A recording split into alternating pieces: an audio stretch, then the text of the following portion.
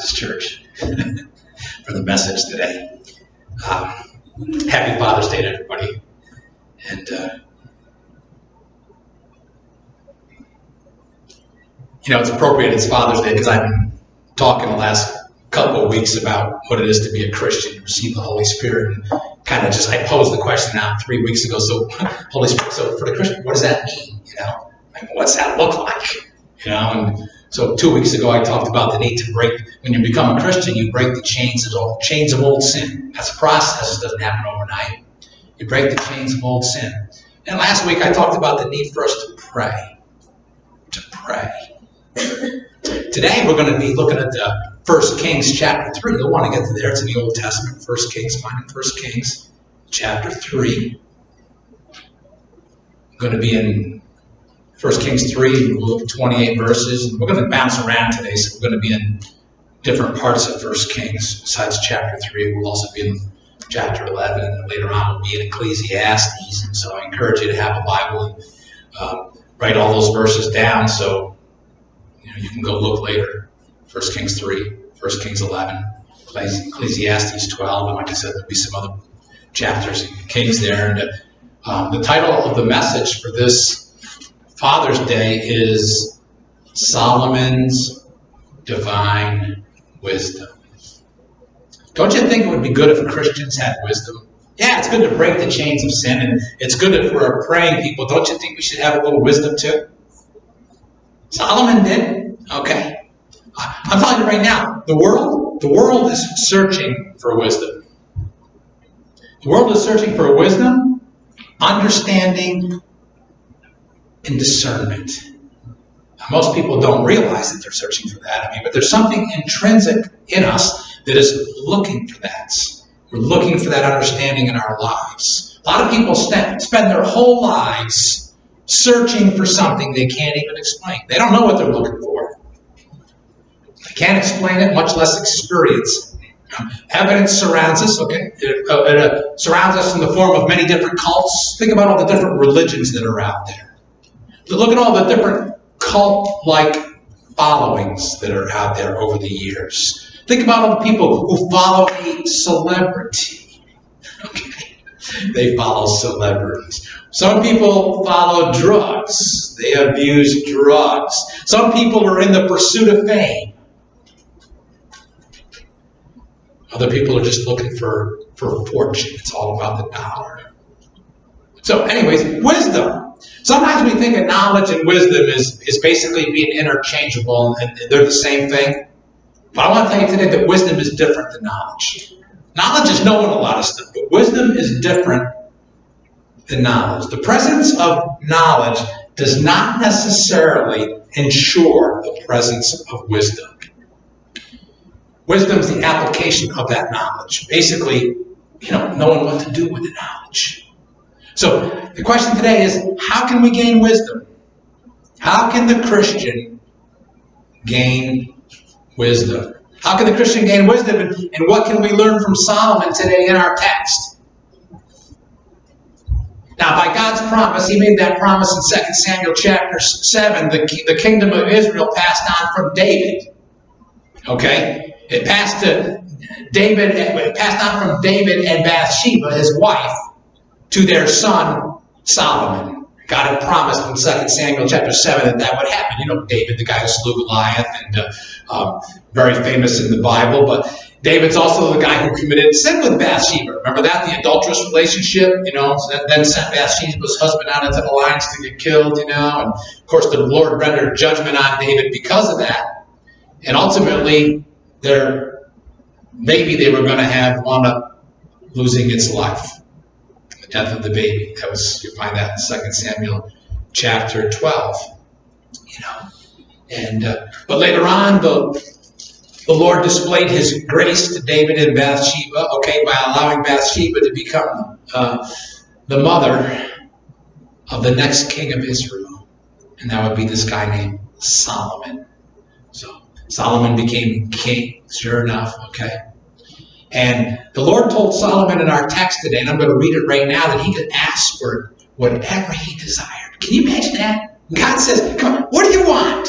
I'll give you anything you want. Well, let me read the text. So, First Kings, chapter 3, it says, Solomon made an allegiance with Pharaoh, king of Egypt, and married his daughter. Don't forget, he's king now. He brought her to the city of David until he finished building his palace and the temple of the Lord and the wall around Jerusalem. The people, however, were still sacrificing at the high places because a temple had not yet been built for the name of the Lord. Solomon showed his love for the Lord by walking according to the instructions given him by his father David, except that he offered sacrifices and burned incense on the high places. The king went to Gibeon to offer sacrifices for that was the most important high place. And Solomon offered 1,000 burnt offerings on that altar. At Gibeon, the Lord appeared to Solomon during the night in a dream, and God said, ask for whatever you want me to give you. Wow. So there it was. Ask me for whatever you want. Look at verse 6. See how Solomon answered. Solomon answered, you have shown great kindness to your servant, my father David, because he was faithful to you and righteous and upright in heart. You have continued this great kindness to him and have given him a son to sit on his throne this very day. His response immediately is to recognize God's goodness. Recognize God's goodness to his father David. Recognize God's goodness to him. That God was good in allowing him to sit on the throne. Pick it up in verse 7. He says, now Lord my God, you have made your servant king in place of my father David. But I'm only a little child and do not know how to carry on my duties. Your servant is here among the people you have chosen, a great people, too numerous to count or number. So Solomon begins his kingship there by, he's humble.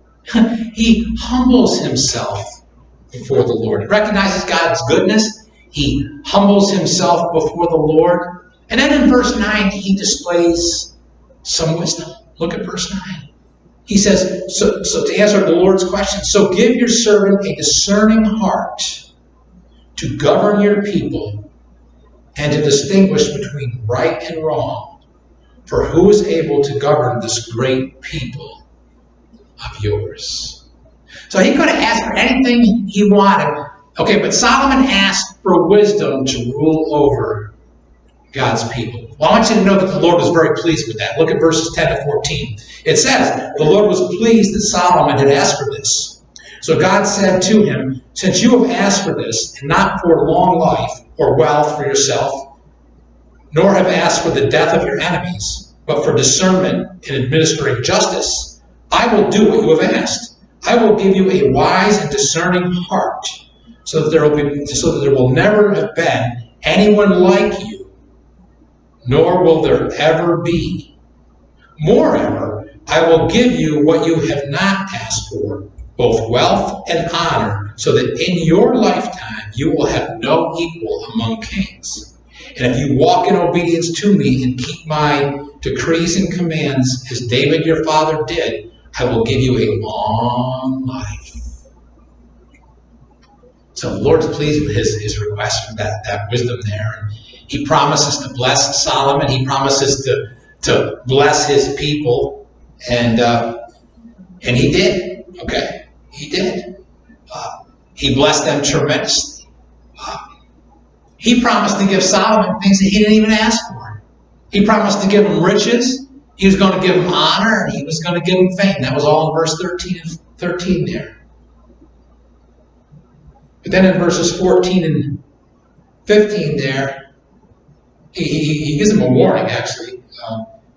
An encouragement and a warning. He says, if you walk in obedience and keep my decrees and commands as David your father did, I'll give you a long life.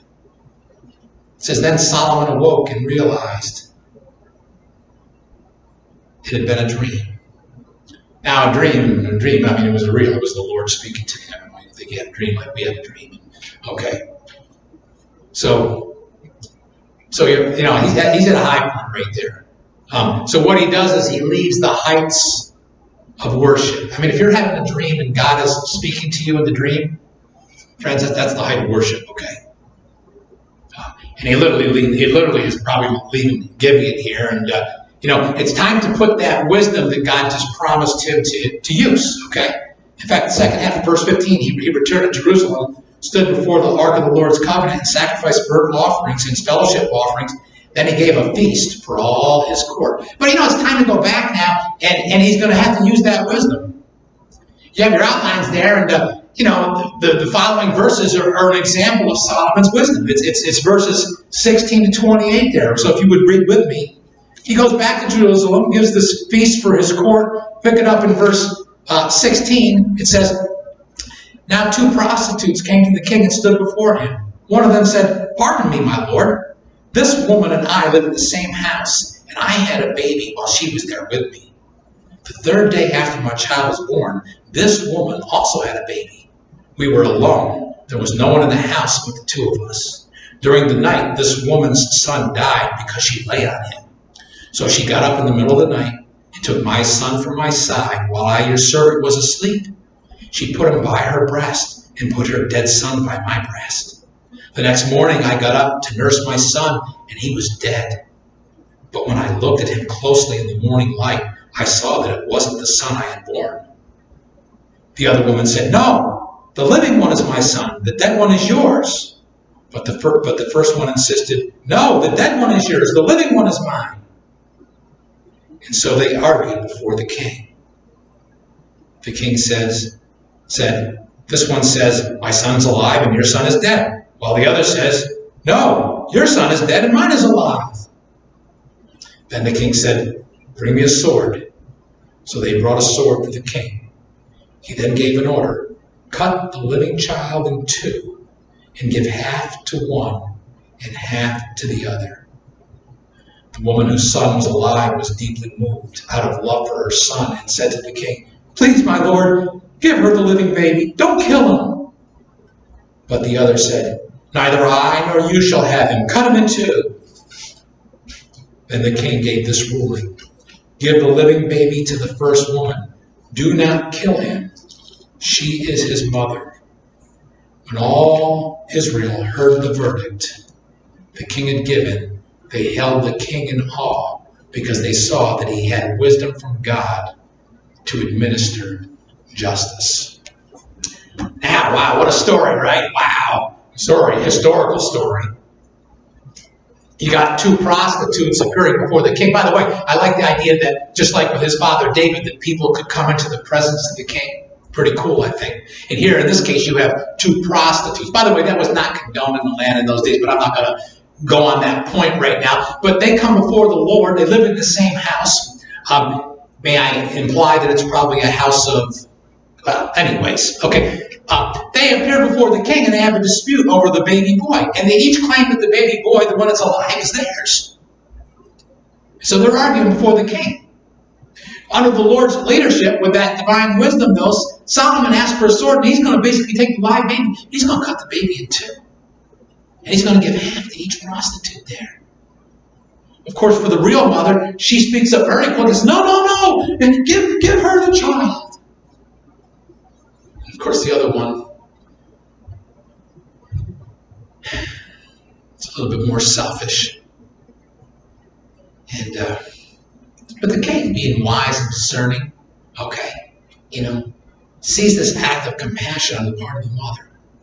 And she determines that the woman who is ready to give the baby, but that has to be the true mother. So she awards custody of the baby to the mother who said, no, give the baby to the other woman. Verse 28, I just want you to know that Solomon, because of his wisdom, he was praised for his wisdom. Okay, all the people heard about what Solomon had done, and people were praising him. I suspect that for days, word was going out through Israel about the king's great wisdom. Now we all know Solomon in the Bible is the wisest man the earth has ever known. Okay, this is the primary illustration of Solomon's wisdom as king. Certainly he was a wise man, but this is the primary illustration. So For weeks, I believe this account would have been being told all throughout Israel. It would have been the conversation of Israel. Solomon's decision in this case announced to everyone that he was indeed a wise man. I want you to look at chapter 4 here, a description of Solomon's wisdom. I want you to know that Solomon's wisdom, his riches, and his knowledge became, very well known. It says in chapter 4, verse 20, the people of Judah and Israel were as numerous as the sand on the seashore. They ate and they drank, and they were happy. So the Lord kept his promise, and he richly blessed Solomon, but the Lord also richly blessed his people. They ate, they drank, and everybody was happy. Solomon's wisdom was superior to any other person in the world, then or now. That was the promise back in chapter 3, verse 12. God said, hey, listen, you're going to be wiser than any other person now or any other person ever will be. So, friends, this is the wisest guy that ever lived. Let's look at the description of that wisdom. It starts in verse 29, chapter 4 of 1 Kings 29. It says, God gave Solomon wisdom and very great insight and a breadth of understanding as measureless as the sand on the seashore. Solomon's wisdom was greater than the wisdom of all the people of the East and greater than all the wisdom of Egypt. He was wiser than anyone else, including Ethan the Ezrahite, wiser than Haman, Chalcol, and Darda, the son of Mahal. And his fame spread to all the surrounding nations. He spoke 3,000 proverbs, and his songs numbered 1,005. He spoke about plant life, from the cedar of Lebanon to the hyssop that grows out of the walls. He also spoke about animals and birds, reptiles, and fish. From all nations, people came to listen to Solomon's wisdom, said by all the kings of the world who had heard of his wisdom. This guy's a botanist. He's a scientist. I mean, he knows everything, okay? He knows everything. You know what? He's well known in all of his splendor. And it says here that his wisdom became known to all the different countries. I need you to flip over to chapter 10 of 1 Kings here now. Okay. Because his wisdom has become known. 1 Kings chapter 10 here. He gets a visit because of this. He gets a visit from the Queen of Sheba. The Queen of Sheba is going to visit Solomon. Because you know why she visits him? Because she wants to see that if all that she's heard is true. Now, can you imagine that? She's off in a different country and she hears about Solomon's wisdom and she's got to find out for herself. So let's see what the text says here. 29 verses. 1 Kings 10, verse 1. When the Queen of Sheba heard about the fame of Solomon and his relationship to the Lord, she came to test Solomon with hard questions. Oh boy. Verse 2. Arriving at Jerusalem with a very great caravan, with camels carrying spices, large quantities of gold and precious stones, she came to Solomon and talked with him about all that she had on her mind. Solomon answered all her questions. Nothing was too hard for the king to explain to her. When the Queen of Sheba saw all the wisdom of Solomon and the palace he had built, the food on his table, the seating of his officials, the attending servants in their robes, his cupbearers, and the burnt offerings he made at the temple of the Lord, she was overwhelmed. She said to the king, the report I heard in my own country about your achievements and your wisdom is true. But I did not believe these things until I came and saw with my own eyes. Indeed, not even half was told me in wisdom and wealth you have not even half was told me in wisdom and wealth. You have far exceeded the report I heard. How happy your people must be. How happy your officials who continually stand before you and hear your wisdom. Praise be to the Lord your God who has delighted in you and placed you on the throne of Israel. Because of the Lord's eternal love for Israel, he has made you king to maintain justice and righteousness. And she gave the king 120 talents of gold, large quantities of spices and precious stones. Never again were so many spices brought in as the Queen of Sheba gave to the king. Hiram's ships brought gold from Ophir, and from there they brought great cargoes of good and precious stones. The king used the good to make supports for the temple of the Lord and for the royal palace, and to make harps and lyres for the musicians. So much good has never been imported or seen since that day. King Solomon gave the Queen of Sheba all she desired and asked for, besides what he had given her out of his royal bounty. Then she left and returned with her retinue to her own country.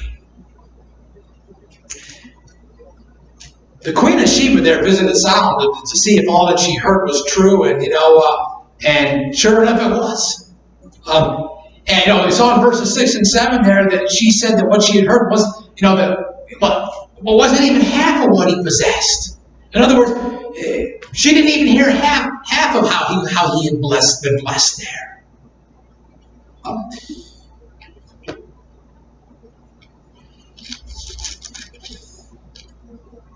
Verses 8 to 13 there, she talks about how happy the people must have been. And she talked about how God had made him king to maintain justice and righteousness.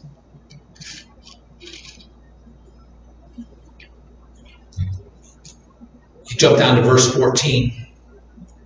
It talks about his splendor. I'm going to read those verses 14 and 29 for you.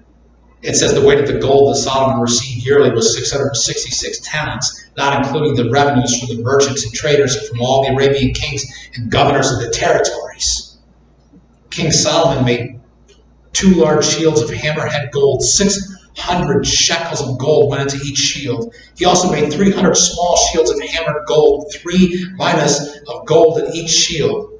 The king put them in the palace of the forest of Lebanon. Then the king made a great throne covered with ivory and overlaid it with fine gold. The throne had 6 steps, and its back had a round top. On both sides of the seat were armrests with a lion standing beside each of them. 12 lions stood on the 6 steps, one at either end of each step. Nothing like it had ever been made for any other kingdom. All King Solomon's goblets were gold, and all the household articles in the palace of the forest of Lebanon were pure gold. Nothing was made of silver, because silver was considered of little value in Solomon's day. The king had a fleet of trading ships at sea along with the ships of Hiram. Once every 3 years it returned carrying gold, silver, and ivory, and apes and baboons. Oh boy. King Solomon was greater in riches and wisdom than all the other kings of the earth. The whole world sought audience with Solomon to hear the wisdom God had put in his heart. Year after year, everyone who came brought a gift. Articles of silver and gold, robes, weapons, and spices, and horses and mules. Solomon accumulated chariots and horses. He had 1,400 chariots and 12,000 horsemen, which he kept in the chariot cities and also with him in Jerusalem. The king made silver as common in Jerusalem as stones, and cedar as plentiful as sycamore trees in the foothills. Solomon's horses were imported from Egypt and from Kue. The royal merchants purchased them from Kue at the current price. They imported a chariot from Egypt for 600 shekels of silver and a horse for 150. They also exported them to all the kings of the Hittites and the Arameans. I want you to know from all of that, you know what? Peace and prosperity reigned when Solomon was king. He had a lot there. Talked about how he yearly received 666 talents, and that didn't include the revenues from merchants and traders and from all the Arabian kings and governors of the territories. So he's got stuff coming in from all over. But peace and prosperity reigns, and it reigned with Solomon, and you know what? They were very successful. But no matter how successful he and the citizens appeared to all those visitors there, I want to tell you something today. Not all was well with the kingdom. Yeah, no, they were rich. They had abundance. They had a wise king. Other people came and visited. They recognized that. But all's not good in the kingdom. I just read all good stuff. I mean, by the text, Solomon appears to be walking with the Lord and pleasing him. He appeared to be walking with the Lord and pleasing him. But another pastor, a guy named Alexander White, expressed it vividly this way. This is what he said. He said, the secret worm was gnawing all the time on the royal staff upon which Solomon leaned. Yeah.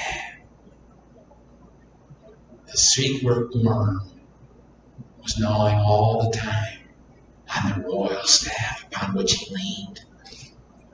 See, Solomon didn't have the steadfast devotion for the Lord that characterized his father David. Yeah, he's a wise guy, but he didn't have steadfast devotion for the Lord. And that was characterized in Kings here by he had many pagan wives. He had all these different pagan wives. You know what all those wives were doing? They were planting seeds. They were planting seeds in the king's heart that ultimately, eventually, would bear bitter fruit. You know how it is with a seed. You plant a seed, and pretty soon it starts to grow, and you see a little green. But in time, that can grow to be a beautiful flower or a plant. But they were planting seeds in his heart that were going to grow up to be bitter fruit. Solomon made unwise choices. That's brought out in 1 Kings chapter 11 there. It's our fourth point today. Solomon's unwise choices and their consequences. The Lord had blessed Solomon beyond imagination. But still, he strayed from the Lord's direction. Look at verse 1. It says in chapter 11, verse 1, King Solomon, however, whenever you get a however, things are changing, okay? King Solomon, however, loved many foreign women, besides Pharaoh's daughter. Can I just pause for a minute? Way back in chapter 3, he married one of Pharaoh's daughters. Little political alliance. I mentioned before, he was a scientist, he was a botanist, he was also a politician. Even back in chapter 3, he married the Pharaoh's daughter in Egypt, a little political alliance there. But anyways, back to chapter 11, verse 1. King Solomon, however, loved many foreign women besides Pharaoh's daughter. Then it says Moabites, Ammonites, Edomites, Sidonians, and Hittites. Now, the Lord warned him not to marry these women. Look at verse 2. It says, they were from nations about which the Lord had told the Israelites, you must not intermarry with them, because they will surely turn your hearts after their gods. Nevertheless, Solomon held fast to them in love. He married these women from other countries. And what they were going to do here in the text here, they're going to draw them away from the Lord. Draw them away from the Lord. Look at verse 3. It says, he had 700 wives of royal birth and 300 concubines, and his wives led him astray. They did lead him astray. Verse 4, as Solomon grew old, his wives turned his heart after other gods, and his heart was not fully devoted to the Lord, his God, as the heart of David, his father, had been. He followed Ashtoreth, the goddess of the Sidonians, and Moloch, the detestable god of the Ammonites. So Solomon did evil in the eyes of the Lord. He did not follow the Lord completely, as David, his father, had done.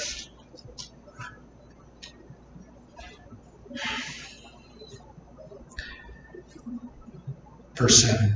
On a hill east of Jerusalem, Solomon built a high place for Chemosh, the detestable god of Moab, and for Moloch, the detestable god of the Ammonites. He did the same for all his foreign wives, who burned incense and offered sacrifices to their gods. So what he did was he built altars for all these foreign gods. He built altars to keep his wives happy. In verse 4 there, you know what? Not only did he build these altars, he joined them in their worship. They were worshiping, he went with them and he worshiped these false gods. I guess a lot of God and a little bit of this, it's okay with him. A lot of God and a little bit of this. But it wasn't.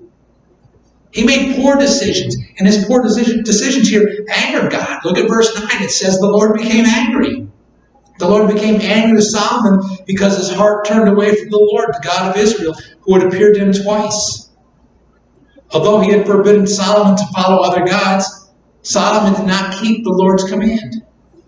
So the Lord said to Solomon, since this is your attitude, and you have not kept my covenant and my decrees which I commanded you, I will most certainly tear the kingdom away from you and give it to one of your subordinates. Nevertheless, for the sake of David your father, I will not do it during your lifetime. I will tear it out of the land of your son. Yet I will not tear the whole kingdom from him, but will give him one tribe for the sake of David my servant, and for the sake of Jerusalem, which I have chosen. So these poor decisions, they angered God, and God was angry simply because he had turned from him. And the result is verse 11 there, that the Lord says, I'm going to remove the kingdom from your son Solomon. I'm going to remove the kingdom from him. Not going to tear it away from you now, but when you pass it on to your son, I'm going to tear the kingdom away from him. See, what he missed, Solomon missed, was that the promise of keeping the kingdom family, Israel, all intact. It was a conditional promise from God. A conditional promise. If you go to 1 Kings, back to chapter 9 there, I want to look at 7 verses there. I'm flashing back because God had spoken to Solomon. Solomon had built a temple for the Lord, an appropriate place to worship instead of those high places I mentioned earlier in 1 Kings 3. It says in chapter 9, when Solomon had finished building the temple of the Lord in the royal palace and achieved all he had desired to do, the Lord appeared to him a second time. Can I just pause for a minute? Remember the dream? The Lord appeared to him a second time, as he had appeared to him at Gibeon. The Lord said to him, I have heard the prayer and plea you have made before me. I have consecrated this temple which you have built by putting my name there forever. My eyes and my heart will always be there.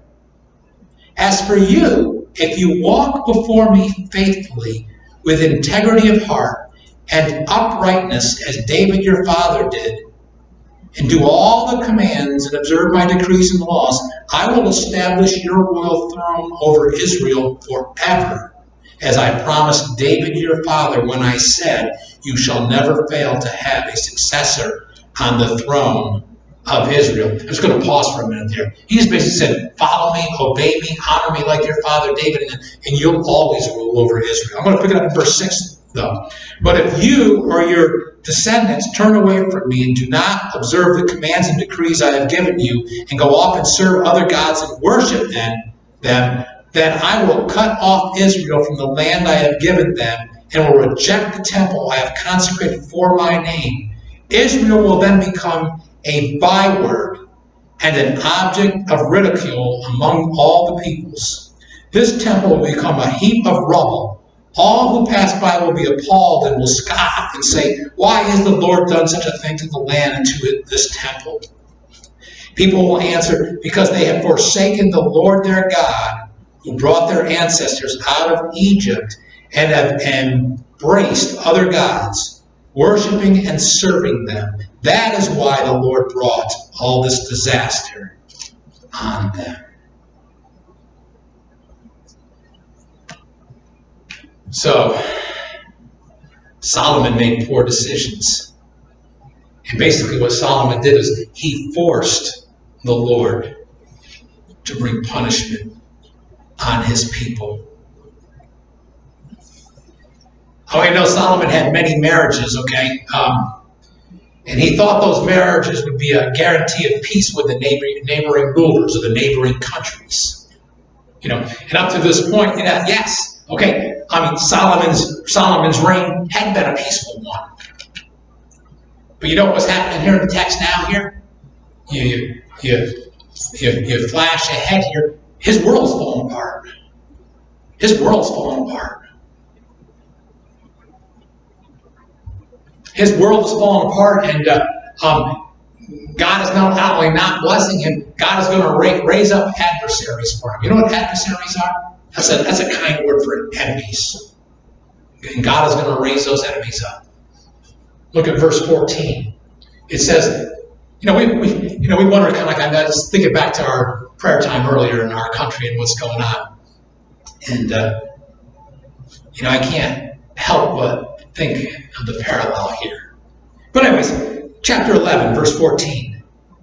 Then the Lord raised up against Solomon an adversary, Hadad the Edomite, from the royal line of Edom. Now, I'm not going to read all the verses. I'm going to give you a short version of the story about this here. You can read the verses later on. King David went and he defeated the Edomites. But when he defeated the Edomites, one of the Edomite children, one of the royal Edomite children, this guy, Hadad, escaped and went to Egypt. And he grew up in Egypt. God is bringing this guy, Hadad, back to Edom now. And he's going to raise up those people. You know what they're going to do? They're going to attack Israel's southern borders. So they're going to constantly be at war on the southern border with the Edomites now because of this guy Hadad. Do you think God did not know this was going to happen? This guy Hadad escaped when David and men went in and destroyed all the men of that country there. But this guy escaped, and God held him kind of like, I'll just say, in reserve. That's just my interpretation, simple words here. But God held him in reserve. God knows everything. So he raised this guy up to attack the southern borders. Jump ahead to verse 23.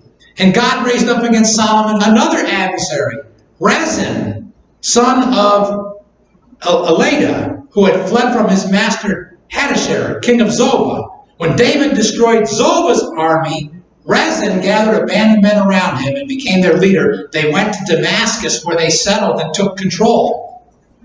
Rezin was Israel's adversary as long as Solomon lived, adding to the trouble caused by Hadad. So Rezin ruled in Aram and was hostile to Israel. So you got the Edomites on the south attacking that border. I want you to know that Aram and Damascus is north of Jerusalem. They're attacking from the north. So for the rest of his time there, Solomon, he's got people attacking him on the south. He's got people attacking him on the north. And it's all because he disobeyed the Lord his God. All because of that. Well, it's not done. Look at verse 26 there. Also, Jeroboam, son of Nebat, rebelled against the king. Listen to this now. He was one of Solomon's officials, an Ephraimite from Zeradah, and his mother was a widow named Zeruiah. Here is the account of how he rebelled against the king. Solomon had built the terraces and had filled in the gap of the wall of the city of David his father. Now Jeroboam was a man of standing, and when Solomon saw how well the young man did his work, he put him in charge of the whole labor force of the tribes of Joseph. About that time, Jeroboam was going out of Jerusalem, and Ahijah, the prophet of Shiloh, met him on the way, wearing a new cloak. The two of them were alone out in the country. And Ahijah took hold of the new cloak he was wearing and tore it into 12 pieces. Then he said to Jeroboam, 10 pieces for yourself, for this is what the Lord, the God of Israel, says. See, I am going to tear the kingdom out of Solomon's hand and give you 10 tribes for the sake of my servant David and the city of Jerusalem, which I have chosen. Out of all the tribes of Israel, he will have one tribe. I will do this because they have forsaken me and worship Ashtoreth, the goddess of the Sidonians, Chemosh, the god of the Moabites, and Moloch, the god of the Ammonites, and have not walked in obedience to me, nor done what is right in my eyes, nor kept my decrees and laws as David, Solomon's father, did. I'm just going to pause for a minute. I just want you to know there that they committed with an Ashtoreth, there were terrible sexual sins. Chemosh and Moloch, they were sacrificing children and offering them up to these gods. Okay, but verse 34 there. But I will not take the whole kingdom out of Solomon's hand. I have made him ruler all the days of his life for the sake of David my servant, whom I chose and who obeyed my commands and decrees. I will take the kingdom from his son's hands and give you 10 tribes. I will give you one tribe. I will give one tribe to his son, so that David my servant may always have a lamp before me in Jerusalem, the city where I chose to put my name. However, as for you, I will take you, and you will rule over all that your heart desires. You will be king over Israel. If you do whatever I command you and walk in obedience to me and do what is right in my eyes by obeying my decrees and commands as David my servant did, I will be with you. Can I just pause for a minute? He just promised that he would also bless the guy who's going to tear part of the kingdom away. It's going to become the northern nation of Israel. But I'm going to read out here. I will build you a dynasty as enduring as the one I built for David, and I will give Israel to you. I will humble David's descendants because of this, but not forever. Verse 40. Solomon tried to kill Jeroboam, but Jeroboam fled to Egypt to Shishak the king and stayed there until Solomon's death. Wow. You know what? You got adversaries in the north. You got adversaries in the south. Now he's raising up an adversary from within, internally here. God was disciplining David's disobedient heir, Solomon. You know, but he was true to his covenant with David, but at the same time, he was disciplining Solomon. He was going to tear 10 tribes away from that kingdom, but he did reaffirm to Solomon what God had spoken to him, at Gibeon there. I mean, Gibeon chapter 3, verse 14 and 15. He basically said, if you don't obey me, trouble will come. Okay. Chapter 3, verses 14 and 15, he said, and if you walk in obedience to me and keep my decrees and commands as David your father did, I will give you long life.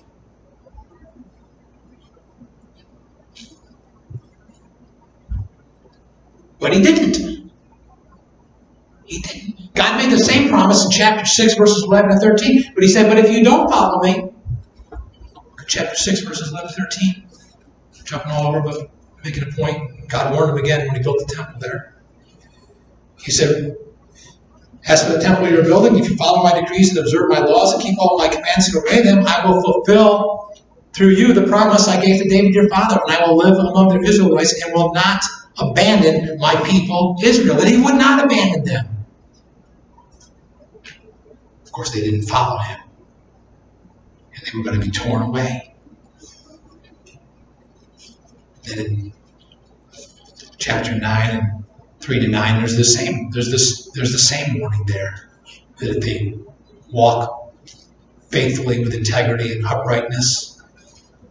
Do all the I command and observe my decrees, I'll establish your royal throne over Israel forever, as I promised you David your father. When I said, you shall never fail to have a successor. But, this is verse 6 of chapter 9. If you or your descendants turn away from me, do not observe the commands and decrees I have given you, and go off and serve other gods and worship them, then I will cut off Israel from the land. We got the idea. Solomon did not honor the Lord, did not follow the Lord. Everything looked good in the land. He was the wisest guy. He had riches. The country was well off. But God raised up all these adversaries to the north, to the south, and even internally. You know what? All of these things happened. They should have reminded Solomon that God was disciplining him. Should have reminded Solomon that God was disciplining him. Sometimes everything seems like it's going okay. Life is going okay. But remember, we don't realize that there's a worm eating on the staff that we're leaning on. And Solomon should have realized that God was going to discipline him. God was trying to call him back to a life of obedience. But he wasn't listening. I want you to know this guy was a wealthy man. He had everything he wanted. He didn't lack for wives, right? Should have only had one, but he didn't lack for wives, didn't lack for riches. Everybody thought he was, yesterday's applesauce. They all came to, seek wisdom from him and bring him gifts, and things didn't go well for him at the end of his life. Now, I'm not going to read about how the kingdom got torn away from his son, but you can go on and you can read how that happens. But I do want to read how it ended all for Solomon, because he's the wisest guy that ever lived. Don't forget, this is the wisest guy that ever lived. Go to Ecclesiastes chapter 12. You can find it right after Proverbs. This is how it all ended for Solomon, the wisest guy that ever lived. I went too far. Ecclesiastes, right after the Proverbs. Find chapter 12. Just to set the stage, he's at the end of his life. Remember, God has granted him divine wisdom. Remember, he is diverted away from God. He's done that. And you know what he's done in the text? I know I read a lot of scripture today, but you know what he did in the text here? He tried to gain pleasure and joy from the world.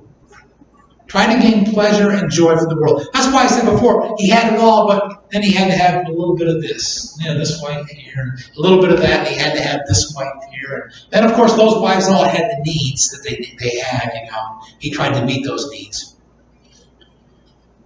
But he had it all, and he diverted away from God and tried to gain pleasure and joy from the world. He tried it all. He did it his way. He tried it all, but in Ecclesiastes 12 here, that he concluded basically that where he started is that's where he should have stayed. Okay? Where he started is where he should have stayed. Look at chapter 12, verse 1. He says, remember your Creator.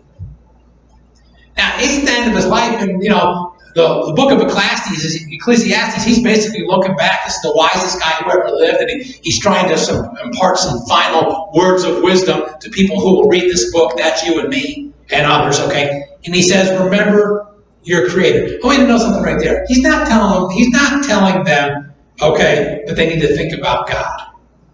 Okay? Don't make sure you don't forget. That's not what he's saying, okay? But what he is saying is pay attention. Pay attention and consider the Lord with the intent to obey. He's not trying to say, well, don't forget that God exists.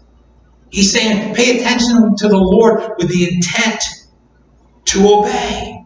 So at the end there, I just shot ahead to chapter 12. I didn't even do the first 11 chapters. He says, remember your Creator.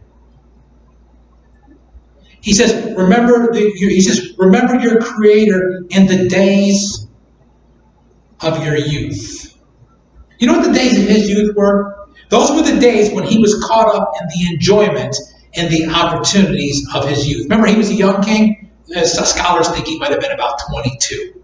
Well, he says, remember that your Creator in the days of your youth. Like when you're 22 and you got it all and you're trying to get more. That's what he's saying. At that time, no. Cast your eyes on God and remember your Creator in his ways. That's what he's saying at the end of his life. He says, but remember him in the days of your youth, not at the end. He's writing it at the end. He says, remember in the days of your youth. Now I'm just going to read the rest of the verse. It says, before the days of trouble come, and the years approach, when you will say, listen to this, I find no pleasure in them. Wow, that scares me. I don't ever want to get to the point in my life as a Christian man as a father, where I'm at a point where I'm looking at the days and I say, I find no pleasure in them. Because he's saying, pay attention to the days of your youth, pay attention to God, because you don't want to get to the end of your years where you're going to say, I find no pleasure in them. Because that's where he was at. The end of his life, he found no pleasure. Jump to verse 6. Speaking of God, he says, remember him before the silver cord is severed and the golden bowl is broken, before the pitcher is shattered at the spring and the wheel broken at the well.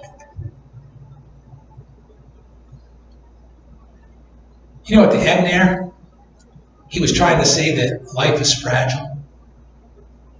Remember him before the silver cord is broken. You know, between verses 1 and 6 there's some poetic words, but they all describe his death is what they describe. They're poetic words, where he's the keeper of the house. People, these words all mean something, but they talk about the days when basically he's dying. That's verses 2 through 5. He says, remember him or God before the silver cord is severed. He's trying to tell him, you know what? Remember God at the beginning when you're young because life is fragile.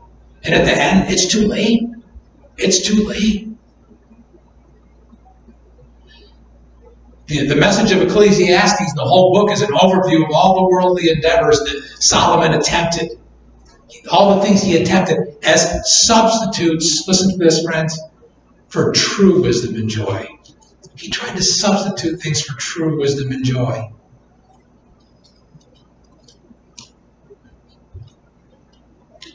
Verse 8, jump ahead to verse 8. He says, meaningless. Meaningless, says the teacher. Everything is meaningless. He was basically saying that all of his endeavors at the end were meaningless. Some of your translations may say vanity, vanity. He's just saying, I had it all. Life was fleeting. I should have paid attention to the Lord in my youth. Life is treasure like a silver cord. It's here, and then you're going to be at the end here. And he says, at the end, for him it was meaningless. All of his life at the end, he found as meaningless. But before his life ended, Solomon encouraged all of us in verse 13 there to stay the course. He says, now all has been heard. Here is the conclusion of the matter. Now, I didn't read you all of Ecclesiastes. I didn't even read you all of 1 Kings, but I like verse 13. Now all has been heard. He's laid it all out. Now all has been heard. Here is the conclusion of the matter. Fear God and keep his commandments, for this is the duty of all mankind, or all man.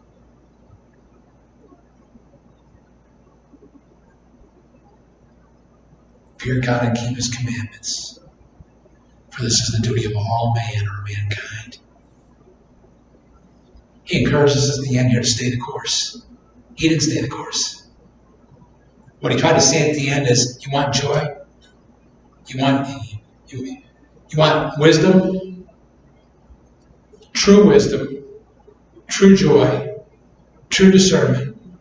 Remember I told you before, wisdom is this knowledge, but it's knowing what to do with the knowledge. True wisdom, true joy, true discernment. Solomon is saying comes from him. Comes from the Lord. That's the message. So, as Christians, break the chains of sin. We be a praying people. We're supposed to be a people that we can grow in wisdom. That's the message today. As Christians, we're supposed to grow in wisdom. Solomon's the wisest guy that ever lived. But for him at the end, you know what it was? It was meaningless. And he cautioned for us to fear the Lord. Fear the Lord. What he's trying to tell us here is not to waste our time on worldly pursuits. Don't waste our time on worldly pursuits. The world cannot and will not satisfy your longings. Will not satisfy your longings for worth, for joy, for wisdom, or for knowledge. You will not find those things in worldly pursuits. Solomon didn't. You know what the answer to our longings is, though? The Lord is. So this is Father's Day. And this is the day for the Christians to understand that we're supposed to actually grow in wisdom with the Lord. We should learn from Solomon's mistakes today. Learn from Solomon's mistakes. Go back and read some of the text. I want you to know he kept nothing from himself. He exacted heavy duty on the people. I'll put it in terms you understand. He taxed the people of Israel. He kept nothing from himself. And that's going to come into play when his son takes over the throne. Because the new people are going to want to know, how are you going to be? Are you going to be like your father? Or are you going to let up on the people a little bit? Let's learn from Solomon's mistakes. He kept nothing from himself. He tried everything the world had to offer. All those wives. But in the end, he realized that God had everything to offer. God had everything to offer. We're going to play a hymn now. Dixie, if you come and play.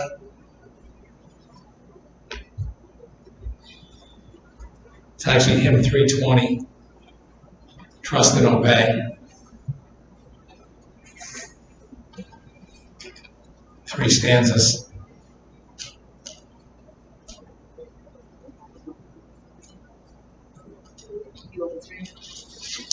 Three stanzas, please.